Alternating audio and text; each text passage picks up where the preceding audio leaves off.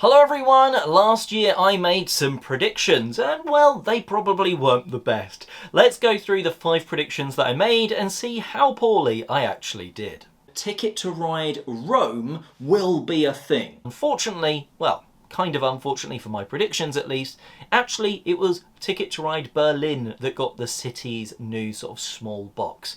I would kind of say it's half a point, but well, it's not right. So yeah.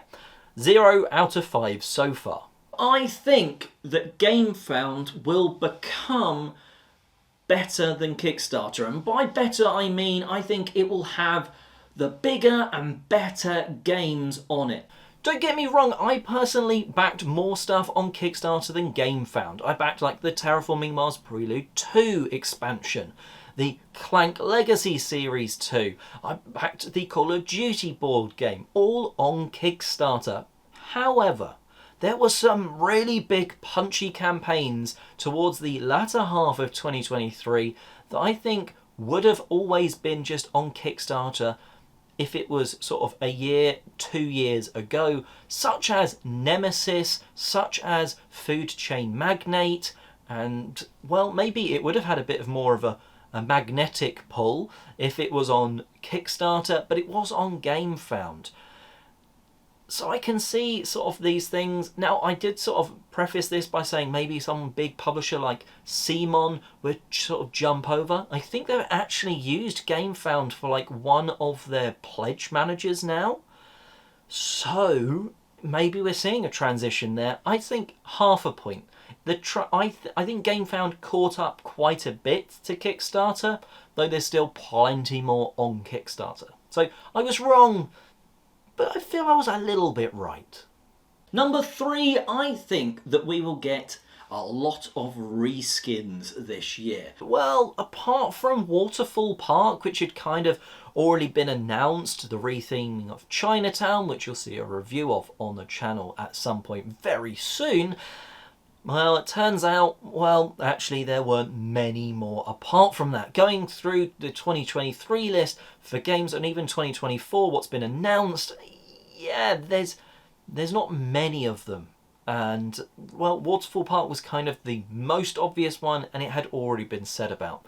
I kind of based this assumption off, well, films have been doing sort of reboots, or series have been doing reboots. We're starting to see it with games, and, well, I'm kind of glad to say it hasn't fully happened with board games. Yeah, Azul Chocolate Edition and stuff.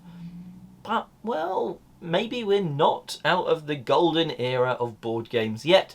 We're not at full-on rethemes and reskins. Number 4, I think Restoration Games will announce a new IP for Unmatched. I had no insider information on this despite getting press releases from Restoration Games. I did say though that they would be announcing a new IP. I didn't know what that was, but I looked back over the last few years where they've had Buffy, they've had well, they had Marvel for Deadpool, then they got it again. They've had Jurassic Park and all of those, and I thought, well, I think they're going to announce a new one. And whoa, they have recently. The Witcher is going to be released, 2 boxes in 2024. I didn't expect it to be The Witcher being the IP. I kind of thought maybe it would be alongside like Marvel of something where they could get loads of characters rather than just like 2 boxes at some point in 2024. But I was right. That's a whole point for my predictions, which, well, that either gets me to 1.5 or it gets me to 1 if you give me the GameFound half a point. And last but not least, I'm going to say we're going to get more premium roll and writes. Why? Well, there's been a big trend recently of releasing ridiculously over the top, like the Castles of Burgundy sort of one, which is on the shelf just there, and different things like that. I thought, well, maybe someone would come along, take sort of a game a bit like Welcome To, had Welcome to the Moon. It felt like it was a more premium one because it's like half legacy, campaigny, it's got dry white boards and stuff like that. Well, we had some which were like a roll and flip and write, such as like Newsboys.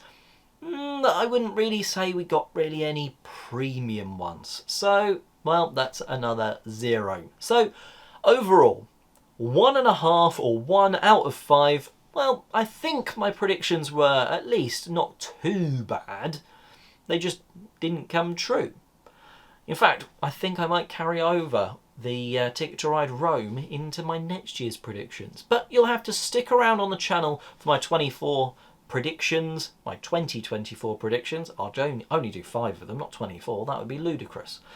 And, well, yeah. How did you do on your predictions? Did you make any? Let me know in the comments section below. And until next time, have a great year gaming.